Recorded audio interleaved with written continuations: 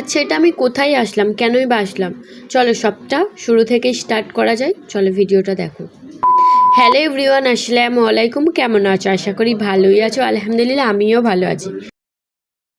তখন বাজে 3টের সময়, আর আমি ঘুমিয়ে গেলে আমাকে প্রায় আমার দিদি ডিস্টার্ব করে। তো আমি ঘুমাচ্ছি, আমাকে দিদি বলছে যে বোন চ না ঘুরতে যাব। আমি বলি সর, ডিস্টার্ব করিস না, সর। এবারে ওকে আমি বলছি যে আমাকে তুলিস না, আমার ঘুম ডিস্টার্ব হলে আমার মাথা যন্ত্রণা হবে। ও কি বলছে, তাহলে যাবি না তো আমি চলে যাই, তাহলে যাবি না তো চলে যাই। বলি সত্যি যাবি? ওকে আমি উঠেই একটা কথা বললাম, যদি আমার সাথে প্র্যাঙ্ক করিস না, উঠলে তাহলে খুব খারাপ হবে, তাহলে আমি চলেই যাই বলছে। তো এদিকে আমি শর্টকাটে গেট রেডি উইথ মি করলাম, কারণ সত্যি কথা বলতে একদমই টাইম ছিল না, কারণ আমার জন্যই লেট হয়েছে, কারণ আমি ঘুমাচ্ছিলাম।